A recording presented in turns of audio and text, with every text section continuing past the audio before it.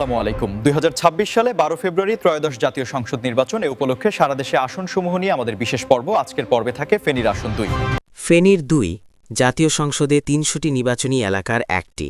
ফেনী জেলা অবস্থিত জাতীয় সংসদের ২৬৬ নম্বর আসন।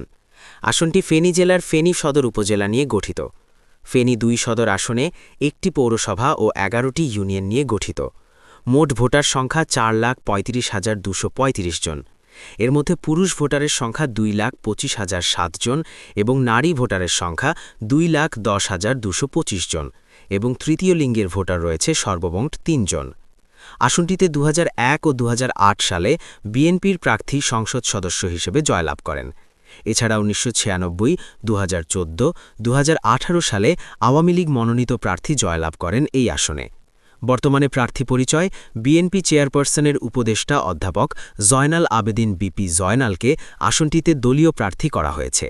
বর্তমানে নেতাকর্মীদের নিয়ে মাঠে গণসংযোগ চালাচ্ছেন তিনি।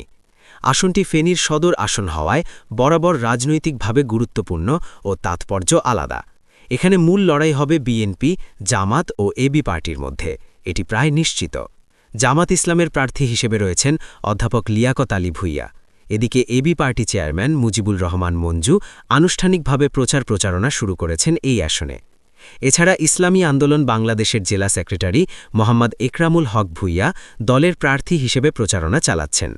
ফেনীর ২ আসনে নির্বাচনী ত্রিমুখী প্রতিদ্বন্দ্বিতা আরও তীব্র হবে বলে পর্যবেক্ষকরা মনে করছেন। ফেনীর জনদুর্ভোগগুলো হল: সদর ২ আসনের প্রধান সংকট হল মাদক, ছিনতাই ও সংঘবদ্ধ অপরাধী, মানুষের দৈনন্দিন জননিরাপত্তাহীনতা। দর্শক, এতক্ষণ আমরা নির্বাচনী হালচাল আপনাদের সামনে তুলে ধরার চেষ্টা করেছি। আগামী পর্বে ফিরব ফেনীর ৩ আসন নিয়ে। দর্শক, এই আসনের সমস্যা বা জনদুর্ভোগ জানাতে পারেন আমাদের কমেন্ট বক্সের মাধ্যমে অথবা আমাদের অফিসিয়াল ইমেলে। আমরা আপনাদের পাঠানো কমেন্টসগুলো তুলে ধরব ফেনী ভয়েস 24-এর যে কোনো নির্বাচনের প্রোগ্রামের মাধ্যমে। সে পর্যন্ত ভালো থাকবেন, সুস্থ থাকবেন। আল্লাহ হাফেজ। News desk, Feni voice 24।